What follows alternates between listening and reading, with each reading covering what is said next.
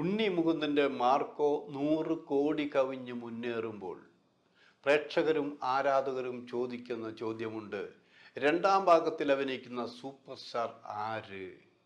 അതേക്കുറിച്ചാണ് ഇന്നത്തെ വീഡിയോ. ഫിലിമി പ്ലസിലേക്ക് എല്ലാവർക്കും സ്വാഗതം.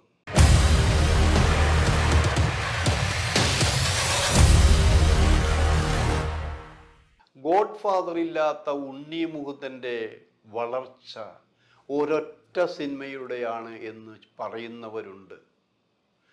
അത് അയാളുടെ സാധ്യത ബെസ്റ്റ് ടൈമാണ് ഇപ്പോൾ ഉണ്ണി മുകുന്ദൻ്റെ എന്ന് പറഞ്ഞു തുടങ്ങിക്കുന്നു. ബെസ്റ്റ് ടൈമായാലും അല്ലെങ്കിലും ഉണ്ണി മുകുന്ദൻ ഇന്ന് ബഹുഭാഷാ സിനിമകളിൽ ഒഴിച്ചുകൂടാൻ പറ്റാത്ത ഒരു നടനായി, നിർമ്മാതാവായി ഒരാളെ മാറിക്കഴിഞ്ഞിരിക്കുന്നു. ഒരുപക്ഷെ ഗോഡ് ഫാദർ ഇല്ലാതെ ഇത്ര പെട്ടെന്ന് വളർന്ന ഒരു നടൻ മലയാള സിനിമയിൽ ഉണ്ടോ എന്ന് ചോദിച്ചാൽ ഇല്ല എന്ന് അടിവരയിട്ട് ഉത്തരം. എനിക്ക് അറിയാവുന്ന കാര്യങ്ങളുണ്ട്. ഒരു ചെറുപ്പക്കാരൻ അഭിനയിക്കാൻ വന്നു. അയോധന മുറകളെല്ലാം പഠിച്ചുകൊണ്ട് സൗന്ദര്യത്തിൻ്റെ മൂർത്തിമാത്മമായ എല്ലാം, നല്ല ഹൈറ്റ് വെയ്റ്റ് എല്ലാമുള്ള ആ ചെറുപ്പക്കാരൻ മലയാള സിനിമയിലേക്ക് വലതു കാല് വയ്ക്കാൻ പോയപ്പോൾ തന്നെ നിരുത്സാഹപ്പെടുത്തി പിന്തിരിപ്പിക്കാൻ ശ്രമിച്ച കുതന്ത്രങ്ങൾ മെനഞ്ഞ മലയാള സിനിമയിലെ ഒരു കൂട്ടം ആളുകളെ എനിക്കറിയാമെന്നുള്ളതാണ്. നീ ഗുജറാത്തിലേക്ക് തിരിച്ചു പോ, അവിടെ പോയി അഭിനയിക്കാൻ നോക്ക് എന്ന് പറഞ്ഞവരുണ്ട്. ഇവിടെ കയറില്ലേ എന്ന് പറഞ്ഞവരുണ്ട്. അങ്ങനെ പലതും അനുഭവിച്ച് ചെറിയ റോളുകളിലൂടെ പാട്ടുപാടി എഴുതി അഭിനയിച്ച് ഭക്തി സിനിമയെടുത്ത് ആക്ഷൻ സിനിമയെടുത്ത് ഇപ്പോൾ ഇനിയൊരു ആക്ഷനോ ഇല്ലാത്ത രീതിയിൽ, ഇതിനെ വെല്ലാനൊന്നും ഇല്ലാത്ത രീതിയിൽ ഒരു സിനിമ ചെയ്ത് അത് ചുരുങ്ങിയ ദിവസം കൊണ്ട് 100 കോടി കവിഞ്ഞു. വെറുതെ എഴുതിയതല്ല. പല സിനിമകളും 50 കോടിയിലെത്തുമ്പോഴാണ് 100 കോടി കവിയാൻ പോകുന്നു എന്ന് ബിഗ് പോസ്റ്റർ വരുന്ന ആലോചിക്കണം. ഇതങ്ങനെയല്ല. 100 കോടി കഴിഞ്ഞതിന് ശേഷം തന്നെയാണ് ഉണ്ണി മുകുന്ദൻ 100 കോടി കവിഞ്ഞു എന്ന് എഴുതിയത്. ഇന്ത്യ ഒട്ടാകെ വിദേശ രാജ്യങ്ങളിൽ പോലും ഈ സിനിമ ചർച്ച ചെയ്യപ്പെട്ട് കഴിഞ്ഞിരിക്കുന്നു. ഇന്ത്യയിലെ നമ്മൾ കൊറിയ എന്നൊരു രാജ്യമുണ്ട്. കൊറിയൻ സിനിമകൾ നിങ്ങൾ കണ്ടിട്ടുണ്ടായിരിക്കുമല്ലോ. കിം ഡൂക്ക്, അതായത് ഇവിടെ ഇൻ്റർനാഷണൽ ഫിലിം ഫെസ്റ്റിവൽ വരുമ്പോൾ അതിൽ കിം ഡൂക്കിൻ്റെ സിനിമ കാണാൻ ഇരച്ചു കയറുന്ന ആണും പെണ്ണും കൂട്ടത്തെ എനിക്കറിയാം. അതിൽ നിറയെ ക്രിമിനൽ സ്വഭാവമുണ്ട്, അതിൽ വെട്ടും കുത്തുമുണ്ട്, അതിൽ സെൻസർ ചെയ്യപ്പെട്ട സെക്സിൻ്റെ അതിപ്രസരമുണ്ടെന്ന് ആലോചിക്കണം. ഇതെല്ലാം കൊണ്ട് നിറഞ്ഞതാണ് കിം ഡൂക്കിൻ്റെ സിനിമകളായിരുന്നു. ആ കിം ഡൂക്കിൻ്റെ സിനിമകളെ വെല്ലുന്ന തരത്തിലുള്ള സിനിമയായി മാറി ഉണ്ണി മുകുന്ദൻ എന്ന് ആലോചിക്കണം. അതുകൊണ്ട് തന്നെയാണ് അവിടെ ബാഹുബലി എന്നുള്ളൊരു സിനിമയാണ് മുമ്പ് റിലീസ് ചെയ്തിട്ടുള്ളത്. അതിനുശേഷം റിലീസ് ചെയ്ത ഒരേ ഒരു സിനിമ ഉണ്ണി മുകുന്ദൻ്റെ ഈ 100 കോടി കവിഞ്ഞ സിനിമയാണെന്ന് ആലോചിക്കണം. ഈ സിനിമ പലർക്കും ഒരു ദുസ്വപ്നമാണ്.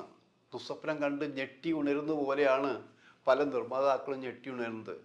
തങ്ങൾ വളരെ പ്രതീക്ഷയോടെ കൊണ്ടുവന്ന സിനിമകളെല്ലാം ഉണ്ണി മുകുന്ദൻ്റെ ഈ സിനിമയ്ക്ക് മുന്നിൽ തകർന്ന് തരിപ്പണമായി പോകുന്നത് നെഞ്ചിടിപ്പോടെ വേദനയോടെ കണ്ട് പ്രതികാരം പോലും ചെയ്യാൻ കഴിയാതെ കുറേ നിർമ്മാതാക്കളും സംവിധായകരും ഇന്ത്യയുടെ വിവിധ ഭാഗങ്ങളിലുണ്ടെന്ന് ആലോചിക്കണം.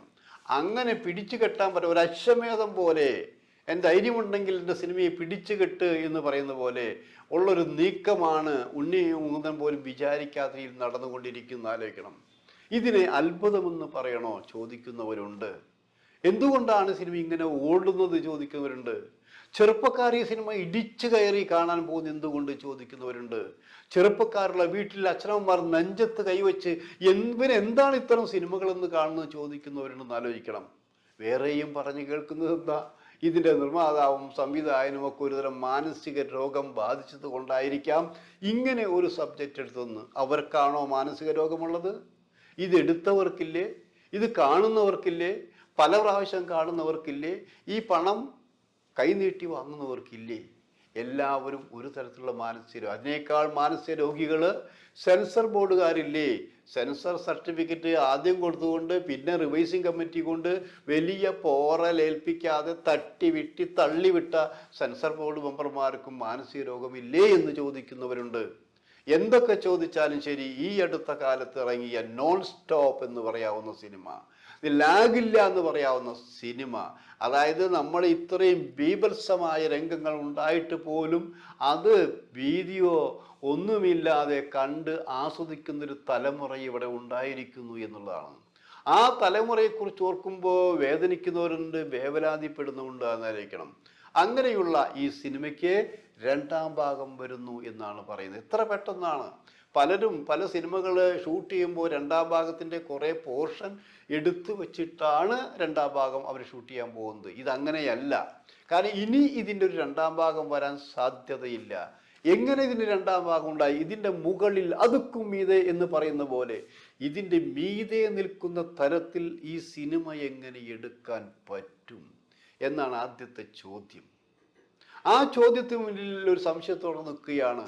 അപ്പോഴും ഉണ്ണി മുകുന്ദൻ അടക്കമുള്ളവർ, അവരെ കൂടെ നിൽക്കുന്നവർ പറയുന്നത് ഇതിനൊരു രണ്ടാം ഭാഗം ഉണ്ടാവണം. ഇതിന് രണ്ടാം ഭാഗം നിങ്ങൾ പ്രതീക്ഷിക്കുന്ന പോലെയല്ല.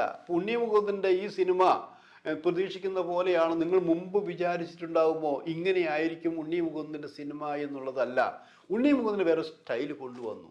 രണ്ടാം ഭാഗം നിങ്ങൾ ഈ സിനിമ മനസ്സിൽ കണ്ടുകൊണ്ട് നിങ്ങൾ രണ്ടാം ഭാഗം കാണാൻ പോകരുത് എന്നും ഉണ്ണി മുകുന്ദൻ്റെ ചില സുഹൃത്തുക്കൾ പറയുന്നുണ്ട്.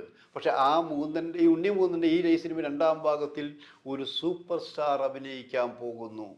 അത് മലയാളിയല്ല, മലയാള സിനിമയിൽ അഭിനയിച്ചിട്ടുണ്ട്, തമിഴ് സിനിമയിൽ മുടിചൂടാമന്നായിരുന്നു, ദേശീയ അവാർഡ് നേടിയിട്ടുണ്ട്, മലയാളിയ സ്ത്രീയെ കല്യാണം കഴിച്ച നടനാണ്. ഇങ്ങനെയൊക്കെ ബഹുമുഖ പ്രതിഭയായി തീർന്നിരിക്കുന്ന നടനാണ് അഭിനയിക്കാൻ പോകുന്നു എന്നാണ് പറഞ്ഞു കേൾക്കുന്നത്. അപ്പം ഞാൻ ചോദിച്ചു, ഈ നടനെ നമുക്ക് നല്ല പരിചയമുണ്ട്, വളരെ കഷ്ടപ്പെട്ട് മലയാള സിനിമയിൽ വന്നിട്ടുള്ളതാണ്, മമ്മൂട്ടിയോടൊപ്പം അഭിനയിച്ചിട്ടുള്ളതാണ്, ജോഷിയുടെ സിനിമയിൽ അഭിനയിച്ചിട്ടുള്ളതാണ്, കണ്ണൂക്കാരിയായ മലയാളി യുവതിയെ കല്യാണം കഴിച്ചിട്ടുള്ളതാണ്. ഇങ്ങനെയൊക്കെ എനിക്കറിയാവുന്ന ആളുകളുണ്ട്. പക്ഷെ അയാൾ നല്ലവൻ തന്നെയാണെന്ന് ആലോചിക്കണം. അന്യനെന്ന് വേണമെങ്കിൽ നമുക്ക് അയാൾ വിളിക്കാം. ആ അന്യനായിരിക്കും ഈ രണ്ടാം ഭാഗത്തിൻ്റെ ഏറ്റവും വലിയ കൊടും വില്ലനായിട്ട് വരാൻ പോകുന്നു എന്ന് പറയുന്നു. ഞങ്ങൾ വിശ്വസിക്കുകയാണ്. അതിൻ്റെ തുടർച്ചയായി ഇതിൻ്റെ ആൾക്കാർ, ഇതിൻ്റെ നിർമ്മാതാവ്, സംവിധാനം പരസ്യമായിട്ട് ഇത് പറഞ്ഞില്ലെങ്കിലും രഹസ്യ കേന്ദ്രങ്ങളിൽ നിന്നും പറഞ്ഞത് എങ്ങനെയാണ്. പക്ഷേ അവരുടെ ഷൂട്ടിംഗ് എവിടെയായിരിക്കും, അതിൻ്റെ കഥ എന്തായിരിക്കും എന്നൊന്നും പുറത്തു വിടാനാകും. വളരെ രഹസ്യ സ്വഭാവത്തോടെയാണ് അവർ അതിൻ്റെ ഷൂട്ടിംഗ് നടത്താൻ പോലും തീരുമാനിച്ചിരിക്കുന്നത് പറഞ്ഞു കേൾക്കുന്നത്. കാരണം ഇത് ഇന്ന സിനിമയായി, ഇതിൻ്റെ തുടർച്ചയാകുമ്പോൾ ഇതിനേക്കാൾ ക്രൂരമായ രംഗങ്ങൾ ഉണ്ടാകും എന്ന് പ്രതീക്ഷിക്കുന്നവരെ ഞെട്ടിച്ചുകൊണ്ടായിരിക്കും അവർ മറ്റേ രണ്ടാം ഭാഗം ഉണ്ടാക്കാൻ പോകുന്നത്. അപ്പോൾ പറഞ്ഞു വരുന്നത്, നമ്മൾ ഒരാളെയും നമ്മൾ മാറ്റി നിർത്തരുത്. ഒരാളെയും കഴിവില്ലാത്തവനെന്ന് പറഞ്ഞ് മാറ്റി നിർത്തരുത്. നമ്മൾ ആരെങ്കിലും വിചാരിച്ചിരുന്നോ ഈ ഉണ്ണി മുകുന്ദൻ ഇത്രയും പെട്ടെന്ന് ആകാശത്തോളം വളർന്നു നിന്നുകൊണ്ട് ഇത്രയും വലുതാകുമെന്ന് ആരെങ്കിലും വിചാരിച്ചിരിക്കുന്നോ?